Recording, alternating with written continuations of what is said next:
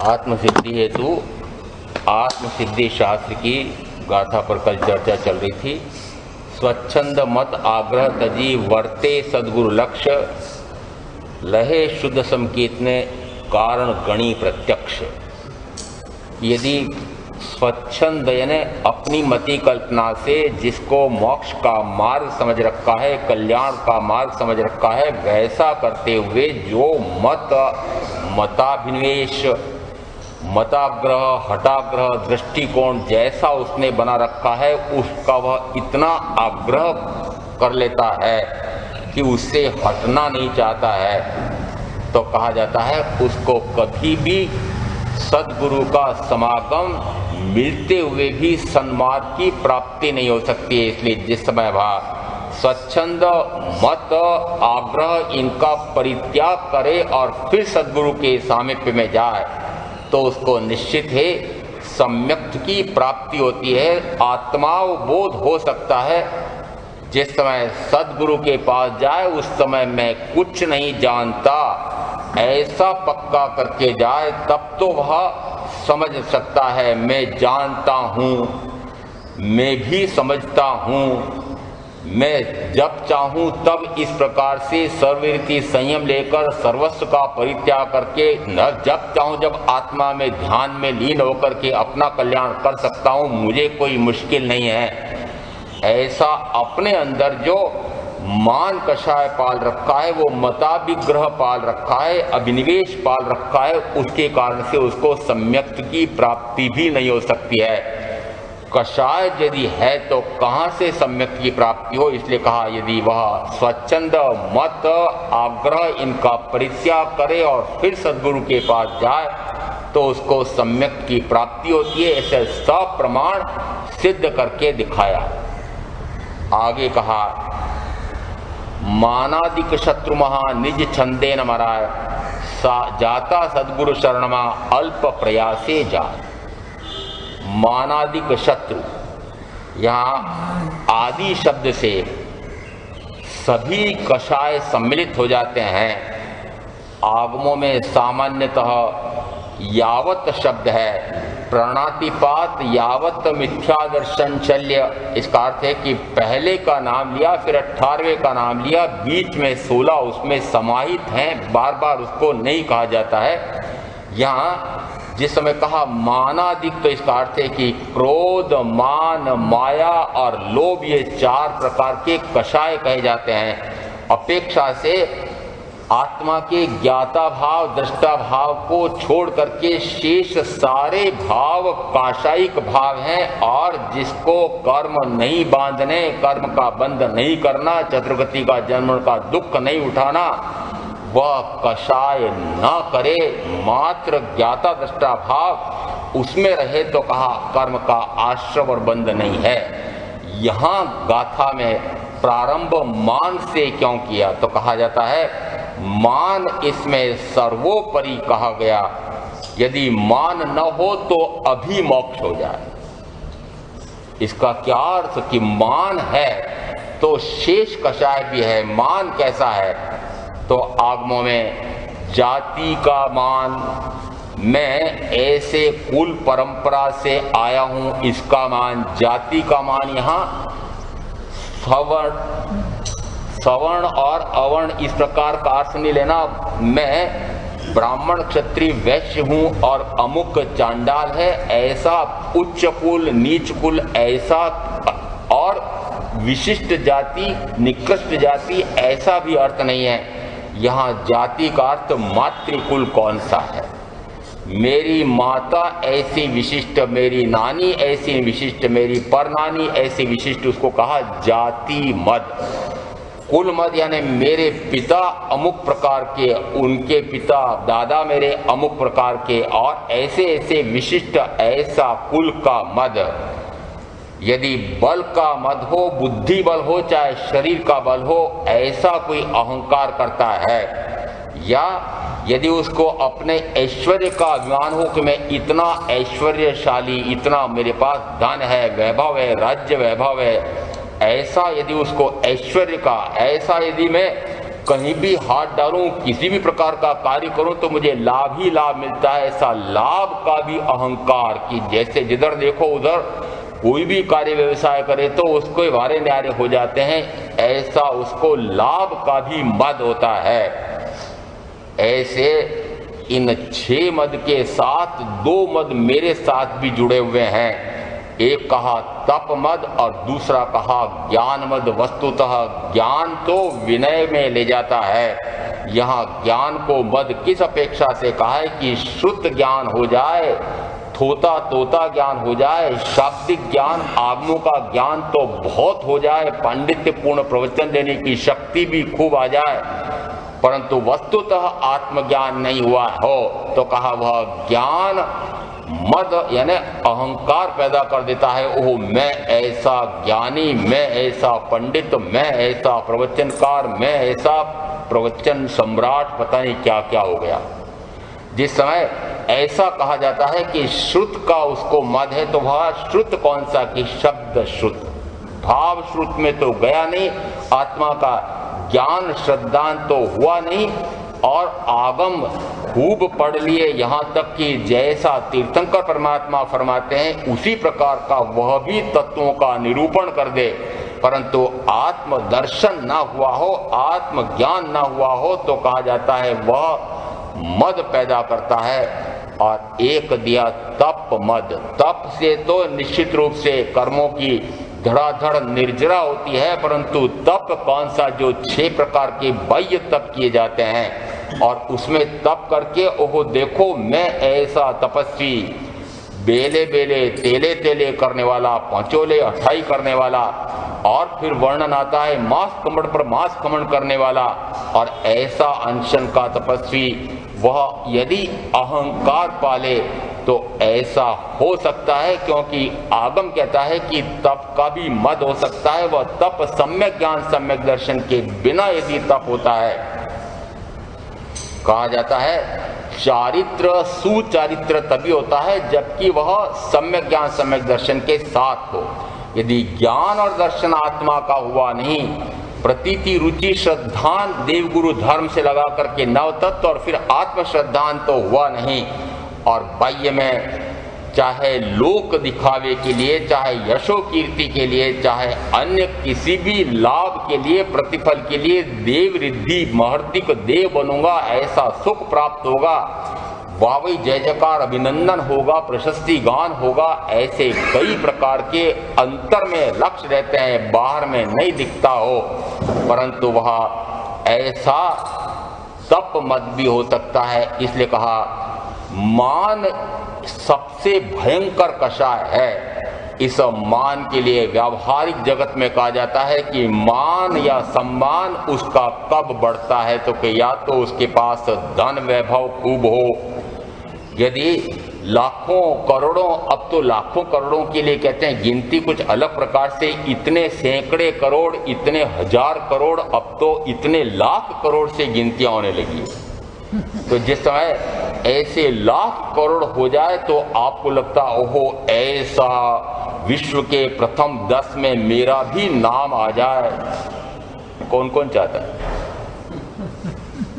अंदर में तो रहता है कि मैं भी ऐसा धनपति, मैं भी ऐसा शालिभद्र, मैं भी ऐसा वैभव संपन्न ऐसा हो जाऊं। जिस समय ऐसा अंदर में भाव होता है तो फिर धन कमाने के लिए, वैभव बढ़ाने के लिए वह क्या करे, तो मान सम्मान एक तो धन वैभव से मिलता है। जिस समय यदि कोई परोपकारी संस्था, आपके यहाँ शब्द जिस समय न्यास बनाते हैं उस समय कहा जाता है पारमार्थिक संस्था, इनका पारमार्थिक संस्था तो हो ही नहीं सकती है। परमार्थ की संस्था तो मात्र तीर्थंकर और तीर्थंकर के तीर्थ चारों, ये पारमार्थिक हैं, परंतु आपने तो बाह्य में इन पशु पक्षियों की सेवा या मनुष्यों की बाहर की द्रव्य अपेक्षा से शरीर की सेवा ऐसे करने वाले संस्थाओं के न्यास के नाम भी पारमार्थिक न्यास, परमार्थ सिद्ध हो रहा है क्या?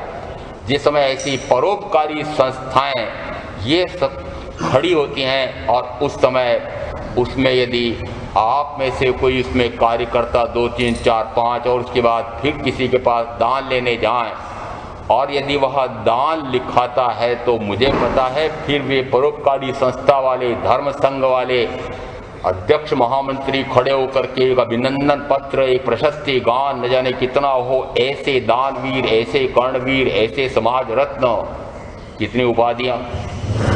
तो कहा जाता है रे धन ऐसा है कि धन कमा करके फिर थोड़ा सा धन दान दे दो तो भी मान सम्मान बढ़ता है, तो पूरा धन कमाने से भी कोई लाभ नहीं हुआ। मान सम्मान कैसे मिले, तो उसमें 2 कारण लगते हैं। एक तो धन वैभव हो जाए, दूसरा धन वैभव हो जाए तब भी हो सकता है मान सम्मान न मिले, तो फिर पद मिल जाए। और ऐसा कहा जाता है धन और पद का दोनों का आपस में संबंध भी है। आजकल की ऐसी अर्थव्यवस्था, राज्य व्यवस्था कही जाती है, यदि पद मिल जाए तो कहते हैं यदि एक पंच का पद मिल जाए तो से लगा करके यदि बड़े से बड़े ठेठ प्रधानमंत्री, राष्ट्रपति का पद मिल जाए तो वहां पर उनके घरों में छप्पर फाड़ करके लाखों से करोड़ों अरबों कोई डाल जाता है। ऐसा है क्या?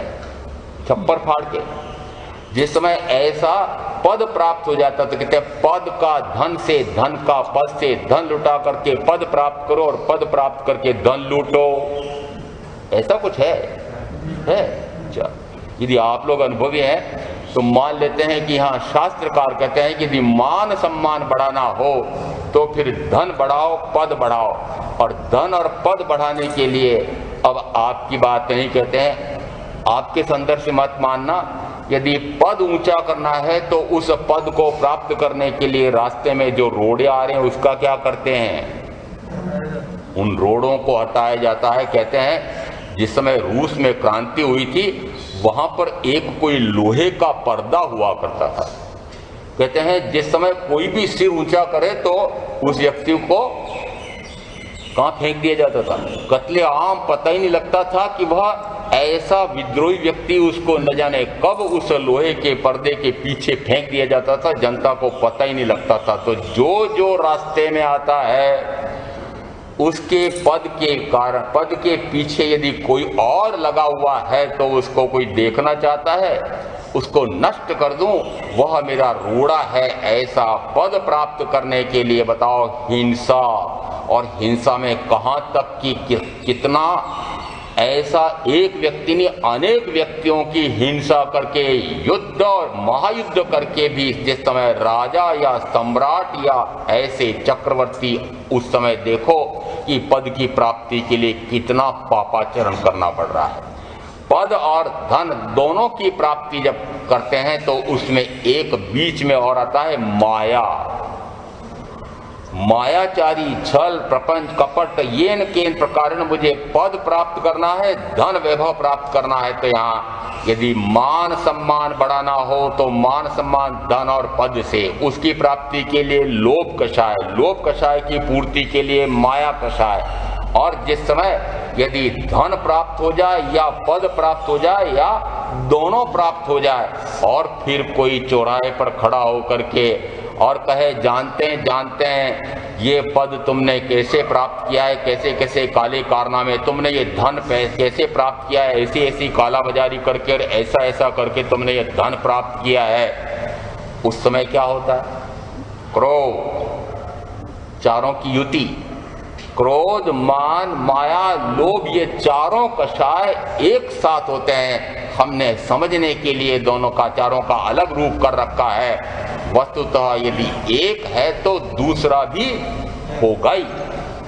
और इसमें यह सूत्रकार कहते हैं कि मान सर्वोपरि है, मानादिक शत्रु महा, मान यह महान शत्रु है। और जब तक मान है तब तक कहा जाता है कि उसको विनय प्राप्त नहीं हो सकता, और विनय नहीं है तब तक कहा जाता है कि व्यावहारिक जगत में भी कहते हैं व्यावहारिक शिक्षा भी विनय नहीं हो तो उसको भी प्राप्त नहीं होती है। छोटी कक्षाओं में भी कहा जाता था कि जो शिष्य गुरु के प्रति विनयवंत होता है, गुरु उसके प्रति विशेष स्नेह रखते हैं, उसको अधिक से अधिक मैं पढ़ा दूं, ऐसा भाव रहता है। दशकालिक सूत्र में आया कि यदि व्यावहारिक शिक्षा के लिए भी विनय इतना महत्वपूर्ण है तो आध्यात्मिक ज्ञान के लिए विनय की कितनी महत्ता है। वह विनय किस समय प्राप्त होगा कि मान का मर्दन करे, विनयवंत हो तब। इसका अर्थ हुआ कि यदि मान को नष्ट करे तो आगे बढ़ सकता है। आध्यात्म में तो यह सबसे महत्वपूर्ण कहा गया है, इसलिए कहा यह महाशत्रु है। मान क्या मानना? महाशत्रु। मानादि शत्रु महान निज छंदे न मराए। यह अपनी स्वेच्छा से, अपने स्वच्छंद मत से, अपने मताभिग्रह से तो यह मान मरता नहीं है। स्वयं की इच्छा से, स्वयं की करनी से तो यह मान जाता नहीं है, नष्ट होता नहीं है। कैसे होता है? जाता सदगुरु शरण मा अल्प प्रयास से जाए। यदि सदगुरु की शरण में चला जाए तो अल्प प्रयास से ही वह मान नष्ट हो जाता है। ऐसा सदगुरु का महत्व और उसके साथ दिया कि ये मानादिक महाशत्रु का मर्दन करना हो तो सदगुरु का शरण ले लो। यहाँ मानादिक में 4 महत्वपूर्ण आते हैं। वैसे तो सभी कषाय आते हैं, परंतु उदाहरण के लिए हम कहते हैं जिस समय जरा सा मान अपेक्षा से आपने तो उस मान को इतना बड़ा बता दिया हाथी जैसा, ये हाथी पर सवार हैं और जब तक हाथी पर सवार हो तब तक तुमको केवल ज्ञान कैसे प्राप्त होगा? अरे भाई चेतते क्यों नहीं हो? हाथी पर से नीचे उतरो। ऐसा जिस समय ऋषभदेव परमात्मा ने उन्हीं की सहोदरा उनके साथ समाचार भेजे कि उन्हें सजग करो कि वे इस प्रकार से मान क्यों कर रहे हैं। जब तक मान का मर्दन नहीं होगा तब तक केवल ज्ञान बाहुबली जी को नहीं प्रकट हो रहा था। यहाँ तक कि साधना इतनी उत्कट हो गई थी, वर्ष में इतना अडोल, 1 वर्ष तक अडोल अकंप आसन। अडोल अकंप आसन कैसा?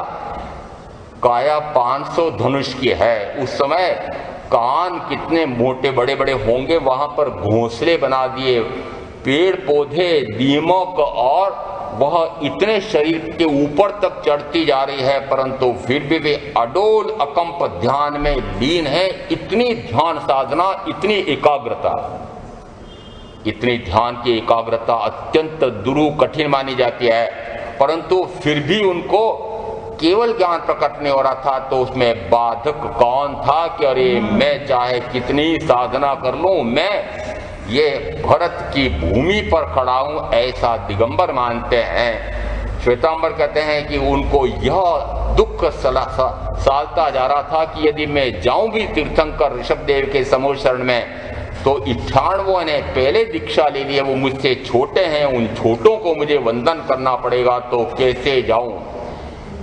वस्तुतः बात कुछ आध्यात्म की में दूसरी प्रकार की है। ये दोनों बातें भिन्न हैं।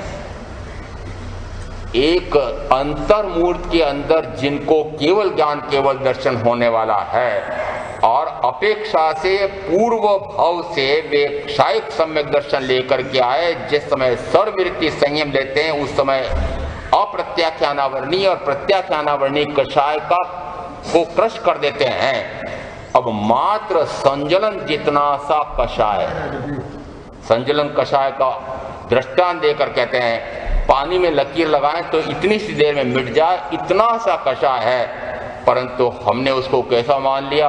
वो बाहुबली जी को इतना मान था कि उनको केवल ज्ञान प्रकट नहीं हो रहा था। कितना मान था? आपके जैसा। मेरे पास इतना धन है, इतना वैभव है, इतनी बुद्धि है, इतना मैं ज्ञानी, शुद्ध ज्ञानी, शब्द ज्ञानी, ऐसा मैं ज्ञानी हूं, मैं इतना जानता हूं, मैं इस पद पर हूं, मेरी ऐसी प्रतिष्ठा है, और न जाने कितने कितने आपने तरीके बना रखे हैं कि मैं ऐसा और मैं ऐसी। उस अपेक्षा में उनका क्या था? उस तुलना में सोचो कि उनका मान कितना न्यून से न्यूनतम हो गया है। संजलन जितना सामान है, परंतु ज्ञानी और अज्ञानी में यही अंतर है। ज्ञानी उस जरा से दोष को भी बहुत बड़ा मानते हैं कि भी मेरे पास संजलन का मान, इसको भी मैं नष्ट कर दूं। वस्तुतः मैं भरत की भूमि पर खड़ा हूं, ऐसा कैसे मान सकते हैं? क्या उन्हें यह पता नहीं है कि एक पुद्गल परमाणु पर भी कोई स्वामी और अधिपति हो नहीं सकता। जिन्होंने द्रव्य का इतना स्पष्ट स्वरूप समझ रखा हो, चौथा गुण स्थान तभी प्राप्त होता है जब ऐसा पक्का हो जाता है कि मैं पर द्रव्य का कर्ता हो नहीं सकता, उसका स्वामी हो नहीं सकता। पर द्रव्य का स्वामी, पर द्रव्य के गुणों का स्वामी पर द्रव्य है। यदि भूमि कहें तो भूमि वर्ण गंध रस स्पर्श वाली वह भूमि किसी भरत की या बाहुबली की या किसी व्यक्ति की होती है। कोठी 100 वर्ष पहले 2 वर्ष पहले परदादाजी ने भोगी थी, उसके बाद दादाजी ने भोगी, फिर आप भोग रहे हैं, पिताजी भोग रहे थे, उसके बाद आप भोग रहे हैं, उसके बाद आगे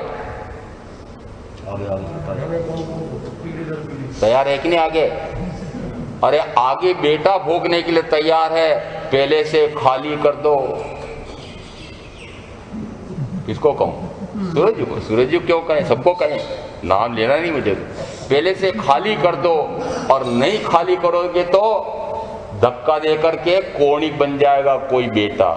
आपके तो बड़े आज्ञाकारी हैं, बड़े आपके अनुकूल हैं, इसलिए मैं तो मानता हूं कि आपके ऐसा नहीं, परंतु हमारे यहाँ पर तो पौराणिक इतिहास में भी ऐसा दृष्टांत आ गया और फिर मुगल काल में भी ऐसा उदाहरण आ गया कि कब तक ये बुढ़ा बैठा रहेगा, तो दिया धक्का, कारागृह में डाला और स्वयं उस राज्य पर सत्ता जमा ली। तो कहते हैं जिस समय ऐसा आप मानते हैं कि इसका स्वामी मैं, इसका अधिपति मैं, तो क्या जो एक अंतर मुहूर्त में केवल ज्ञान, केवल दर्शन लेने वाले हैं, उन्हें ये पता नहीं कि भूमि किसी की होती नहीं है? दूसरा, यदि हम मानते हैं कि उन्हें ऐसा दुख हो रहा था, वे जाने में सकुचा रहे थे, ऐसा अंदर में मान था कि मैं बड़ा हूं और मैं छोटे 98 भाई जो पहले संयम ले चुके हैं उनको कैसे वंदन करूंगा, क्या ऐसा उन्हें ज्ञात नहीं है कि चाहे दीक्षा की पर्याय यह बड़ी है इसलिए उनको वंदन करना चाहिए, आयु का इसमें कोई संबंध नहीं है। आयु में बड़ा हो जाए तो क्या हुआ? संयम साधना में वे बड़े हैं इसलिए वे वंदनीय है, पूजनीय है। इतना सा भी उनको ज्ञान नहीं था क्या? था। फिर हमने दोनों जने कहानियां जो गढ़ी वो कैसी गढ़ी? वस्तुतः कहानियां ऐसी नहीं है, दूसरी भी मान सकता हूं मैं तो आध्यात्म के अनुसार। व्याख्या प्रज्ञप्ति सूत्र में 9:31 में आया हुआ है, यदि कोई साधक केवली प्रज्ञप्त वाणी का श्रवण किए बिना भी केवली की वाणी में जैसा तत्व का स्वरूप आया है वैसा स्वरूप समझ करके उसे ज्ञान की प्राप्ति हो सकती है, यदि वह ज्ञानावरणीय कर्म का क्षयक्षम करे तो। आगे कहा यदि वह दर्शनावरणीय कर्म का क्षयक्षम करे तो वह शुद्ध बोधि लाभ की प्राप्ति कर सकता है। आगे 8 बोल और हैं, अंतिम बता देते हैं। उसमें आगे आया यदि वह केवल ज्ञानावरणीय कर्म का क्षय करे तो वह केवल प्रज्ञप्त वाणी के श्रवण बिना भी केवल ज्ञान को प्रकट कर सकता है। केवली प्रज्ञप्त वाणी का श्रवण किए बिना भी, असुच्चा केवली के का शीर्षक दे रखा है व्याख्या प्रज्ञप्ति सूत्र में 9:31, 9वां अध्ययन 31वां उद्देश्य।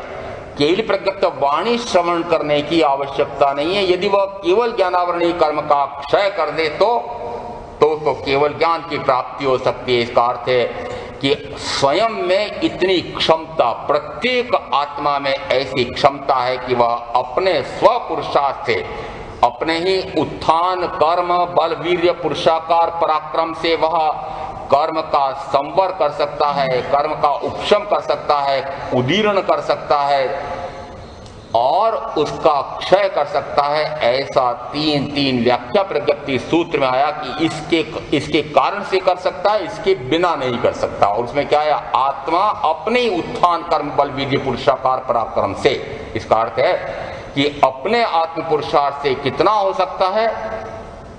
एकमात्र यदि महावीर एकाधिकार कर लें कि नहीं मैं ही केवल ज्ञान प्रकट कर सकता हूं, महावीर इस प्रकार से नहीं हो सकते। यदि मेरी ऐसी शक्ति है तो प्रत्येक आत्मा की ऐसी शक्ति है। मुझे तो इतना पक्का करा दिया कि अरे तुम्हारे पास भी इतनी शक्ति है कि तुम भी केवल ज्ञान प्रकट कर सकते हो। आप भी कर सकते हैं क्या? बोलो तो सही। हाँ, मैं तो अनंत ज्ञान, अनंत दर्शन, अनंत सुख, अनंत वीर्य स्वरूपी ही हूँ, वर्तमान में भी हूँ, ऐसा मानते हैं। जिस समय ऐसा अंदर में परमार्थतः, सत्यतः, तथ्यतः, वस्तुतः निश्चय नए से यह पक्का हो जाता है अवधारणा में कि मैं भी अनंत ज्ञान का धारक हूँ, और फिर कारण क्या है कि वह मेरा प्रकट नहीं हो रहा है, तो कहा कि ज्ञानावरणीय कर्म के कारण वह प्रकट नहीं हो रहा है। यदि उसका क्षय करना चाहूं तो क्या वह क्षय करने की शक्ति भी मुझ में ही है। निमित्त चाहिए, निमित्त वीतराग का वचन वर्तमान में दिखाई नहीं दे रहा है। हो सकता है पूर्व के भाव में वीतराग का वचन का निमित्त मिला हो, परंतु वर्तमान में नहीं मिला। इसलिए यहाँ पर क्या कह रहे हैं, यहाँ पर केवल प्रत्यक्ष वाणी सुने बिना भी केवल ज्ञान प्रकट हो सकता है। तो यहाँ क्यों नहीं माने कि आगम के अनुसार कहो, कि वाणी के अनुसार कहो, महावीर की या कहो ऋषभदेव परमात्मा की वाणी के अनुसार वे क्या पुरुषार्थ कर रहे थे। किसी के पास जाऊं, ऋषभदेव परमात्मा के पास जाऊं, यदि वे स्वयं अपने पुरुषार्थ से केवल ज्ञान, केवल दर्शन प्राप्त कर सकते हैं तो मैं क्यों नहीं कर सकता। और इसलिए वे वहां पर नहीं जा रहे थे। फिर भी जैसी कहानी है आप जानते हैं, सैकड़ों बार सुनी होगी, जैसे ही उनको भान आया कि ओहो मैंने ऐसा क्यों मान लिया, वस्तुतः यदि साक्षात सद्गुरु, परम सद्गुरु विद्यमान हैं तो मुझे साक्षात सद्गुरु के पास जाना चाहिए। मानादिक शत्रु महा निज छंदे न मराए, जाता सद्गुरु शरणमा अल्प प्रयासे जाए। यहाँ यदि सद्गुरु, परम सद्गुरु साक्षात विराजमान है तो मैं उनके पास जाऊं, उनकी निष्ठा में जाऊं और वहां जाकर के उनके आज्ञा के अनुसार, उनके द्वारा बताए हुए मार्ग पर चल करके मैं केवल ज्ञान प्रकट करूं। ऐसा अंदर में भाव आया, और भाव आते से ही उनको पांव उठाया चलने के लिए। पांव वस्तुतः चलने के लिए उठाया, यह तो कहानी में है, पांव अंदर चला गया। कहाँ चला गया, कहाँ चले गए, स्वरूपाचरण में, स्वरूप में चरण हो गया। और उसी समय उनको केवल ज्ञान, केवल दर्शन, क्योंकि ज्ञाता भाव, दृष्टा भाव, ज्ञाता भाव, दृष्टा भाव, और मात्र अब स्वरूप में ही चरण, यानी मात्र स्वयं में ही लीन हो जाना। ऐसा धर्म ज्ञान से आगे बढ़कर के शुक्ल ध्यान में पहुंचते से केवल ज्ञान, केवल दर्शन प्रकट हो जाता है। मानादिक शत्रु महा, ये मान का मर्दन करने से वह शत्रु नष्ट हो जाता है। मान का शत्रु पर वह कब नष्ट होता है कि यदि सद्गुरु के शरण में चला जाए। क्रोध, एक दमसार मुनि हुए थे भगवान महावीर के समय। कहते हैं राजकुमार थे, विवाह के लिए बड़े प्रस्ताव माता पिता बहुत दबाव दे रहे थे, परंतु उन्होंने कहा नहीं, मैं तो सर्ववृत्ति संयम लूंगा। और उन्होंने भगवान महावीर से बोध पाकर के सर्ववृत्ति संयम लेकर के महावीर की आज्ञा से वे उत्कट तप करना प्रारंभ करते हैं। मांस खमन पर मांस खमन कर रहे थे और काया इतनी क्रश हो गई थी, शरीर कंकाल जैसा हो गया था, परंतु उन्हें ज्ञान की प्राप्ति नहीं हो रही थी। तो भगवान से पूछा, भगवान मैं भव्य हूं कि अभव्य हूं, क्योंकि इतनी साधना करने के बाद भी उनको ज्ञान की प्राप्ति नहीं हो रही थी। तो संशय हो रहा था कि इस प्रकार का मैं तप कर रहा हूं, वस्तुतः यह तप है कि नहीं है, वस्तुतः मैं अभव्य हूं क्या, ऐसा प्रश्न पूछा। भगवान ने कहा तुम भव्य हो, इसी भाव में मोक्ष जाने वाले हो। 7वें दिन के सूर्यास्त के पहले तुमको केवल ज्ञान होने वाला है। ओहो, किसने कह दिया, इससे आगे कोई प्रमाण चाहिए, कोई प्रमाण नहीं चाहिए। जैसे मांस खमन का पारणा लेने के लिए निकलते हैं आज्ञा लेकर के, और बस्ती बहुत दूर थी, उन्होंने रास्ता पूछने के लिए किसी को पूछा। कहते हैं श्रमण, एक ऐसा कोई व्यक्ति जो श्रमण द्वेषी था। श्रमण द्वेषी का अर्थ होता है श्रमण संस्कृति से द्वेष रखने वाला। जैसे उसको मार्ग पूछा, उसने उल्टा मार्ग बता दिया, कंटका कीर्ण मार्ग बता दिया। वैसे कहा जाता है साधु की चर्या, साधु का मार्ग यह कंटका कीर्ण कांटों से भरा हुआ है। रात को चर्चा चल रही थी, उसमें एक भाई बोले महाराज आजकल साधु बनना बड़ा आसान है। क्यों? क्योंकि पहले जो दुख दुविधा थी, जो कष्ट थे, जो उपसर्ग थे, वस्तुतः बहुत अधिक थे। परंतु आज तो गृहस्थों को इतने कष्ट उपसर्ग हैं, बाधाएं प्रतिकूलताएं हैं, और आपको तो भारी सुख सुविधाएं हैं। मैंने भी कहा वस्तुस्थिति में इनको कितना खटकर्म करना पड़ता है, तब जाकर के इनकी रोटी मिलती है, और मुझे बड़ी आसानी से रोटी मिलती है। और फिर मैंने कहा यदि वस्त्र चाहिए तो वस्त्र भी इतनी आसानी से, एक नहीं 10 ले लूं तो पता नहीं लगते हैं कितने वस्त्र आसानी से बढ़िया बहुमूल्य से बहुमूल्य। और फिर भवन देखो तो लाखों नहीं करोड़ों का भवन रहने के लिए मिलता है, चाहे एक दिन रहूं नहीं चाहे 5 महीने भी रहूं तो मंत्री जी मना करेंगे? लाए महाराज। फिर आप जरा पता लगा लेना, आपकी जिन जिन की कोठियां हैं उन कोठियों से इस स्थान की कीमत अधिक है कि आपकी कोठी की अधिक है। और जिस समय आप जो भोजन करते हैं, मैं सामान्य उदाहरण देता हूं कि जिस समय महाराज आने वाले हैं या आ गए हैं तो चुपचाप वह रोटी में थोड़ा सा घी और डाल देगी, दूध जब बहराएगी थोड़ा सा मलाई ऊपर से जितनी आ रही होगी सारी मलाई इस ढंग से बहरा देगी कि महाराज के पात्र में दूध कम और मलाई। बताओ, कोई दुख है, कोई कष्ट है, कोई परिचय है, शीत परिचय है, बढ़िया से बढ़िया शालें और वो कश्मीर की, और उसके बाद में गर्मी है और ये पंखे। महाराज बहुत लोग कह रहे हैं पंखे लगाओ नहीं तो हम बैठ नहीं सकते हैं। मैंने कहा ये मुझे पता नहीं, मैं तो ऐसा मानता हूं कि ये परिचय सहन करना चाहिए। संयमी के लिए तो 22 परिचय में से उष्ण परिचय भी आया है, और आप संयमी के अपेक्षा से आधे संयमी तो मानो ना। नहीं मानना? देश विरोधी संयम है कि नहीं? यदि संयमी ने 3 चौकड़ी कषाय का अभाव किया है ऐसा मानो, तो आपने भी 2 चौकड़ी कषाय का अभाव किया है। तो कितने हो गए? आप 2/3 और मैं 3/3। तो यहाँ यदि इतनी साधना आपको भी करना, फिर आप कैसे भाव करते हो? नहीं महाराज हमको तो गर्मी लगती है, और बहुत से लोग इसलिए नहीं आ रहे हैं कि उनको गर्मी लगती है। मैंने कहा जिस समय धन कमाने के लिए जाते हैं और उस समय भट्टी के सामने खड़ा होना पड़ता है। मुझे कह रहे थे हमारे सतीश भाई, नाम इनका ले सकता हूँ, इन्होंने कहा था मुझे, महाराज जिस समय मैं देखता हूं कि मैं ऐसे कारखाने में इतना बड़ा अधिकारी, वहां पर ऐसी अग्नि का ऐसा आरंभ समारोह होता है, और मैंने देखा वहां पर जो कारीगर मिस्त्री मजदूर बेचारे काम करते हैं उस अग्नि के सामने करते हैं कि नहीं करते हैं? करते हैं। बोलो तो कोई ना कोई कारखाने वाले तो बहुत सारे हैं, करते हैं। उस समय गर्मी नहीं लगती है।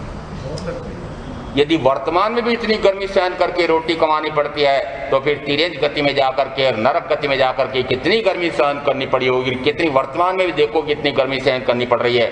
और यदि तीर्थंकर महावीर के वचनामृत के लिए आपको थोड़ी सी गर्मी लग रही है, गर्मी लगेगी कब? वह तब लगेगी जब अंदर के आनंद का अनुभव आता नहीं और रस आ नहीं रहा हो प्रवचन में। उस समय बाहर ध्यान जाता है गर्मी लग रही है।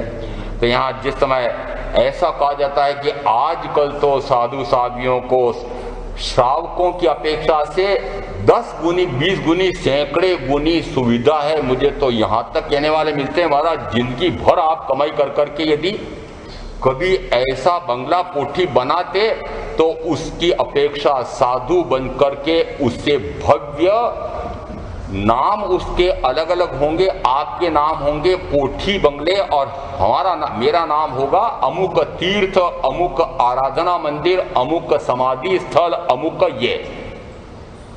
इतना भव्य वह कब बना? संयमी बनने से। फिर जब इतनी मैंने आपको अच्छी अच्छी बातें बता दी, फिर भी क्यों नहीं बनते हो? फिर भी नहीं बनते। कहते हैं कि जिस समय एक किसी लकड़हारे को दीक्षा दे दी गुरु ने, और बार बार आप जैसों में से कोई कहते होंगे ये महाराज भी क्या है, जैसे तैसे किसी को भी मूड लेते हैं। जिस समय महामंत्री को पता लगा, अभय मंत्री, उनको पता लगा कि अरे साधु के लिए ऐसा कहा जा रहा है, उन्होंने कहा 3 रत्न राशियों के ढेर लगा दिए और फिर कहा जो जो इस प्रकार से पत्नी को छोड़ेगा, घर परिवार को छोड़ेगा, भोगों को छोड़ करके जो दीक्षा लेने वाला होगा उसको ये 3 रत्न राशि के ढेर दिए जाएंगे। सारे देखने तो गए कि रत्न राशि ढेर पड़े हुए हैं, पर अरे ये सारे ढेर लेने के लिए पहले सर्ववृत्ति संयम लेना पड़ेगा, तब ये मिलते हैं। तैयार हो? बोलो। इसका अर्थ है कि यहाँ वो लकड़हारे ने कितना मिल सकता था कि 3 रत्न राशि के ढेर कमाने की स्थिति भी उसके पास थी, पर वह छोड़ करके उसने दीक्षा ली। मात्र उदाहरण देने के लिए कहा गया है। तो यहाँ जिस समय ऐसा अंदर में मान कषाय हो, क्रोध कषाय हो, तो यहाँ श्रवण दृष्टि ने कंटकाकीर्ण मार्ग बता दिया। बात बताई थी कि संयमी का मार्ग तो वस्तुतः कंटकाकीर्ण ही है। और ये प्रधान जी, महामंत्री जी भी कहते हैं, महाराज ये पद वास्तव में कांटों का पद है, कांटों का मुकुट है। ऐसा कहते हो क्या? प्रधान जी बोलो जरा। ये प्रधान का पद लेना ये कांटों का मुकुट है, ऐसा कहा जाता है। तो यहाँ ऐसे कंटकाकीर्ण मार्ग पर उनको चढ़ा दिया। और जिस समय वे चल रहे थे, ऊपर तो चिलचिलाती हुई धूप है, नीचे पांव जल रहे हैं, कंटकाकीर्ण मार्ग है, पांव छिल गए, रक्त आने लग गया। और बस्ती बहुत दूर थी, क्योंकि उल्टे रास्ते चढ़ा दिया था। और उस समय उनको उस व्यक्ति पर इतना द्वेष आया, इतना क्रोध आया कि उन्होंने उस सारी नगरी में ऐसी अपनी लब्धि के कारण से और कोहराम फैला दिया, कोई ऐसा उद्वेग फैला दिया कि सारी नगरी में त्राही त्राही मच गई। और जैसी चीख चिल्लाना शुरू हुआ, त्राही त्राही की आवाज आई, तो तुरंत चेते, दया का भाव अंदर में उमड़ा। उनका हो मैंने क्या कर लिया, तो पूरी अपनी लब्धि वापस समेटी और आहार लेने के स्थान पर अपने किए हुए उस क्रोध का पश्चाताप करने के लिए तुरंत भगवान महावीर के पास पहुंचते हैं। और भगवान महावीर से जैसे ही पश्चाताप प्रायश्चित गढ़ा की, भगवान ने तो कहा, भाई मैंने तो पहले ही कहा था कि तुम कषायों का शमन करो। कषायों का शमन किए बिना तो ज्ञान या केवल ज्ञान प्राप्त नहीं हो सकता है। कषायों का शमन किए बिना क्या नहीं हो सकता? ज्ञान या केवल ज्ञान, कुछ भी कर लो। ज्ञान है ना, चौथे गुण स्थान का जो सम्यक ज्ञान है, वहां से लगा करके केवल ज्ञान तक किससे नहीं हो सकता? यदि कषाय है तो ज्ञान नहीं है, और ज्ञान है तो कषाय नहीं है। दोनों में भारी विरोध है। यदि ज्ञान प्रकट हुआ है तो फिर कषाय टिक नहीं सकता, और कषाय टिके हुए हैं तो ज्ञान में अभी कमी है, ऐसा मानना चाहिए। उन्होंने पारणा करने का ध्यान न करते हुए तुरंत वे अपने ध्यान में लीन हो गए। और जैसा भगवान महावीर ने कहा था, 7वें दिन के सूर्यास्त के पहले उनको केवल ज्ञान प्रकट हो गया। मानादिक शत्रु महा निज छंदे न मराए, जाता सदगुरु शरणवा अल्प प्रयास से जाए। अल्प प्रयास, किसके शरण में गए? तीर्थंकर महावीर, सर्वज्ञ सर्वदर्शी। ऐसे उनके शरण में जाने पर कितना क्रोध, वो सारा कषाय गल करके, और जैसी परम वीतराग दिशा प्रकट होती है, तब उस समय समझ में आता है कि गुरु की शरण में जाने का कितना विशिष्ट प्रभाव होता है। क्रोध, मान, माया, कहते हैं एक दशार्ण भद्र राजा हुए, और जिस समय पता लगा कि नगरी के बाहर ऐसे तीर्थंकर महावीर का समोचरण लग रहा है, अपने सारे राज्य वैभव का, माया का प्रदर्शन कर रहे थे। लोग देखें कि राजा की चतुरंगिनी सेना कितनी विशिष्ट है। कहानी आपने बहुत सुनी। वस्तु तो कहानी यहाँ तक बनी हुई है कि वे जिस समय समोचरण में पहुंचते हैं, उस समय भी अपनी चतुरंगिनी सेना का अंदर में उनको अभिमान और साथ में प्रदर्शन का भाव। अब वह प्रदर्शन किसके सामने हो रहा था? आप भी करते हैं कि नहीं? मेरा तो अनुभव है, महाराज मैं अमुक हूं, मेरा अमुक जगह कारोबार है, अमुक जगह एक ऐसा उद्योग है, अमुक जगह ऐसी कंपनियां, उसकी उतनी ये शाखाएं हैं, अमुक जगह मेरी एक कोठी है, अमुक जगह एक की और कोठी है, अमुक जगह एक और है, मेरा ऐसा एक बेटा है वो अमुक पद पर है, एक ऐसा। मैंने कहा ये मुझे क्यों सुना? नहीं, वो थोड़ा सा परिचय देना पड़ता है हमारा। क्या करना पड़ता है? थोड़ा सा परिचय, थोड़ा सा देना पड़ता है। मैं समझ जाता हूं कि इनको परिचय नहीं देना है, ये दिखाना है कि मैं कुछ कम नहीं हूं। आप महाराज ये मत समझना कि मैं कोई सामान्य श्रावक हूँ, मैं बड़ा विशिष्ट हूँ, परिचय देते हैं। जिस समय परिचय देने के लिए महाराजा श्रेणिक भी, आपने शायद मुझे पहचाना नहीं है, मैं मगधाधिपति महाराजा श्रेणिक हूँ। जिस समय वे ऐसा बोले होंगे उस समय गर्दन तन गई होगी और पीठ थोड़ी सी, रीढ़ थोड़ी सी टेढ़ी थी तो सीधी हो गई होगी। ऐसे अभिमान पूर्वक जब बोलते हैं तब वहां पर क्या हुआ था, किसकी शरण में गए? वे महाराजा श्रेणिक उस समय किसकी शरण में बैठे थे? कि अनाथि मुनि के शरण में बैठे थे। तो वो मान, अरे तुम किसका नाथ बनना चाहते हो? तुम क्या इस मगध के नाथ हो सकते हो? क्या चतुरंगिनी सेना तुम्हारी रक्षा कर सकती है, शरण दे सकती है? अरे जब वेदनीय कर्म आता है, जब आयुष का कर्म आता है, तब तुम्हारी चतुरंगिनी सेना क्या साथ देगी, बचा सकती है? वस्तुतः तुम किसके नाथ बनना चाह रहे हो? और अपने स्वयं के नाथ बनो, तुम दूसरे के, मगध के नाथ बनकर के क्यों अहंकार पालते हो? तो जिस समय ऐसा वे तीर्थंकर महावीर के सामने अपनी रिद्धि सिद्धि का, माया का प्रदर्शन कर रहे थे। किसका प्रदर्शन? माया, इतनी धन माया, इतना वैभव। जिस समय ऐसा प्रदर्शन कर रहे थे उस समय महावीर तो उस तरफ देखते ही नहीं। अरे ये तो मेरी चतुरंगिनी सेना और राज्य वैभव, धन वैभव, इसको देखते ही नहीं है। और देखते ही नहीं, उसे ऐसा उनका देख करके, उनको देखते देखते ऐसा भाव आया, ओह मैं किस पर अभिमान कर रहा हूं। ऐसी माया न जाने कब लुप्त हो जाती। माया का अर्थ है कि वह भुलावा है। चाहे आपने माया देवी नाम की पाल रखी हो, चाहे माया देव पाल रखे हों, क्यों नहीं मानते हो कि एक दूसरे के सामने मात्र 5 इंद्रियों में से किसी इंद्रिय की या 5 इंद्रियों की वांछा के लिए, पूर्ति के लिए, याचना के लिए एक दूसरे के सामने मात्र मायाचारी करते हैं, नाटक करते हैं। लगता है कि नहीं लगता? नाटक करते हैं। और ऐसा नाटक जिस दिन ये समझ में आ जाए कि अरे ये स्वार्थ के सज्ञ हैं और ये स्वार्थ के पीछे इस प्रकार से लल्लू चप्पू करते हैं, जी जी जी जी करते हैं, वस्तुतः ये कोई मेरे हैं नहीं, मेरे हुए नहीं, होंगे नहीं, कोई मुझे शरण दे नहीं सकता, मेरे कर्म मुझे ही भोगने पड़ते हैं। ऐसा जिस समय सदगुरु के समीप जाकर के सुनते हैं उस समय समझ में आता है, ओह मेरे को और कोई शरण दे नहीं सकता। जिस समय तीर्थंकर महावीर के वहां पर दशार्ण भद्र को ऐसा समझ में आया, अनाथि मुनि के संपर्क में आने पर महाराजा श्रेणिक को यह समझ में आया, उस समय वे तुरंत उस मान को कहें कि माया का लोभ उसको कहें, उस सब का शमन होता है और तुरंत वे वहां उसी समय दशार्ण भद्र संयम लेकर के उसी भाव में मोक्ष चले जाते हैं। इसलिए कहा जाता सदगुरु शरणमा अल्प प्रयास से जाए। अल्प प्रयास से यानी अन्यथा नहीं जा सकता, अन्यथा चाहे कितना ही प्रयास करें तब भी वह नहीं जा सकता। क्यों? क्योंकि कहा जाता है ये कषाय कैसा है, ये 4 प्रकार से कहे जाते हैं। इसमें एक कहा है अनंतानुबंधी।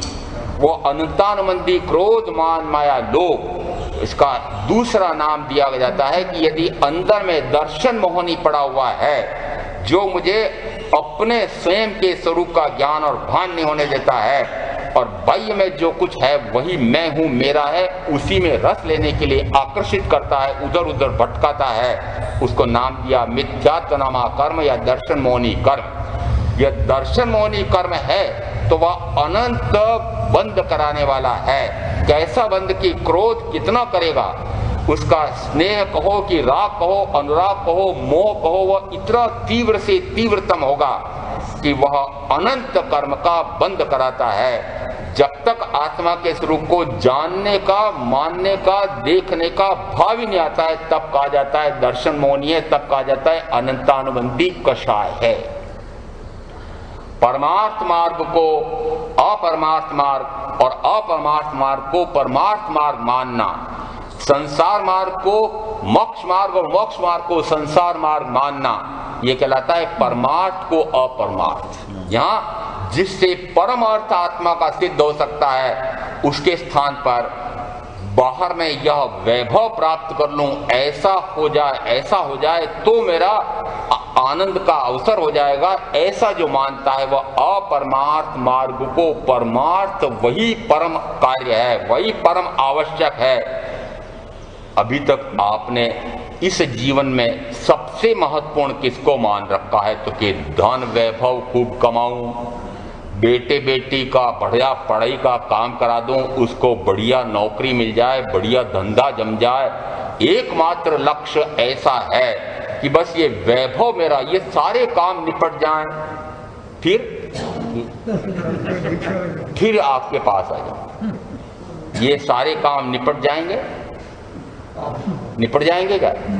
नहीं निपटेंगे। पूरा जीवन खप जाए तब भी ये कार्य नहीं निपटेंगे। जो इस प्रकार का भाव रखता हो, वस्तुतः वह उस परमार्थ को समझा नहीं है, और परमार्थ के स्थान पर वह संसार के मार्ग का ही चरम लक्ष्य है, मुख्य लक्ष्य वही है, वही अभी तो एकमात्र दृष्टि में है।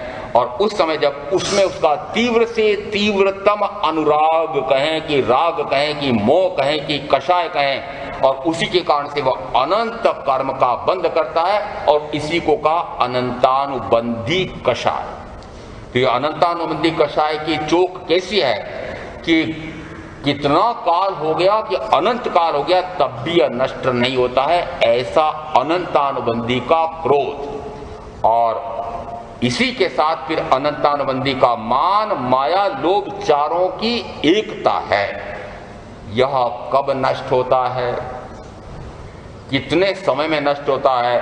तो कहते हैं यदि सद्गुरु का समागम हो, उनके माध्यम से सत श्रुत श्रवण हो, सत्य का असत का ज्ञान हो, भान हो, भेद का ज्ञान हो, आत्मा और शरीर की भिन्नता का भासमान हो, और यदि यह समझ में आ जाए कि ये मैंने जिन को अपना मान रखा था, अपना जान रखा था, वह मात्र मुझे भ्रम था, भ्रमणा थी, भाषित हो रहा था कि ये मेरे हैं। यहाँ पर आगमों में जो शब्द आया है भाषित हो रहा था। भाषित हो रहा का क्या अर्थ है? भाषित हो रहा है ना, वस्तुतः नहीं है, मुझे ऐसा भाषित हो रहा था। वह जो पर पदार्थ को स्व पदार्थ मानने का जो भासमान हो रहा था, वह कब मिटता है? तो कि जैसे ही सत्य सुत श्रवण करते हैं, सत समागम करते हैं, ये सदगुरु के समीप जाकर के एक अंतर मूर्त में टूटता है। अल्प प्रयास का क्या अर्थ? जैसे जाकर के समझाओ हो तुम किस पर अभिमान कर रहे हो, दशाण भद्र को सबसे पहले बोध क्या मिला? अरे इस राज्य वैभव पर अभिमान कर रहे हो, अपने उस शरीर सौष्ठ पर, वस्त्र अलंकार पर, उस पर अभिमान कर रहे हो। अरे यह अभिमान कितने दिन का? कहते हैं जिस समय आकाश में ऐसा लगता है कि एक तरफ तो सूर्य की किरणें हैं और दूसरी तरफ थोड़ी सी बूंदाबांदी भी हो रही है, और उस समय आकाश में देखो तो दूसरी ओर एक सतरंगा इंद्रधनुष तन जाता है। और बच्चे थे तब भी, और बड़े हो जाएं तब भी, यदि ऐसा कभी अवसर हो तो छतों पर जा जाकर सब लोग देखते हैं। इंद्रधनुष का वो सतरंगी स्वरूप देखने में बड़ा मनोरम लगता है। एक ऐसे ही राजा वे छत पर जैसे ही खड़े खड़े इंद्रधनुष को देख रहे थे, और देखते देखते इंद्रधनुष विलीन हो गया। उनको लगा ओहो यह सतरंगी दुनिया। अब कहाँ भाव जा रहा है? सतरंगी दुनिया, ये जो रंग बिरंगी दुनिया, ये जो राग रंग वाली दुनिया, ये जो मेरा राज्य का वैभव, ये पत्नी, ये परिवार, ये धन, ये वैभव, ये भोग साधन, ये सतरंगा धनुष न जाने कब विलीन हो जाता है। उनको ऐसा वैराग्य का भाव आता है, सर्ववृत्ति संयम लेते हैं और मोक्ष चले जाते हैं। मात्र इंद्रधनुष निमित्त कितना सा मिला? क्यों नहीं मानते हैं कि वर्तमान में जो मुझे ये सतरंगा धनुष रूप बाहर में राग रंग मिला हुआ है, धन वैभव मिला हुआ है, इंद्र विषयों की भोग की सामग्री मिली हुई है, यह न जाने कब विलीन हो जाती है। काल चंद का कोई भरोसा नहीं है, वह न जाने कब आ धमकता है, और जैसी वह धमकता है उस समय वह सारा स्वप्न हो जाता है। यह जिस समय सदगुरु के पास जाकर के सुनता है, उस समय समझ में आता है ओहो मैं कहाँ पड़ा हुआ था, कैसे मैं क्रोध में, कैसे मान में, कैसे माया में, कैसे लोभ में, कैसे मोह में कैसे मैं 5 इंद्रियों के भोगों में आसक्त होकर के अनंत कर्म का बंध कर रहा था, वो क्यों मैंने ऐसी मिथ्या भ्रमणा पाल रखी थी। ऐसा जैसे उसको समझ में आता है कि सतरूप मात्र आत्मा है और असत रूप तो शेष सारा, ये इंद्रधनुष जैसा कई दृष्टांत देकर के ज्ञानी ने समझाया है कि जैसे पानी का बुलबुला है, वह बुलबुला उठता है और कब टूट जाता है पता नहीं लगता है। जैसे ओस बिंदु उस घास के कोने पर जरा सी ओस बिंदु है। उत्तरायण सूत्र के 10वें अध्ययन में कहा कि जिस समय जरा सा हवा का झोंका आया या धूप लगी, वैसी वह ओस की बूंद गिरते देर नहीं लगती है। ऐसा यह मनुष्य भाव क्षणभंगुर है, यह सारा वैभव क्षणभंगुर है। और इसके पीछे क्यों मान करते हो, क्यों कषाय में प्रवृत्त होते हो। ऐसा सुनते सुनते असत और सत का, शरीर और आत्मा का भेद विज्ञान होते थे वह अनंतानुबंधी कषाय टूटता है, परमार्थ मार्ग को प्राप्त होता है, अपरमार्थ मार्ग से हटता है। उस समय कहा जाता है मानादिक शत्रु महा निज छंदे न मराय, जाता सदगुरु चरण मा अल्प प्रयासे जाए।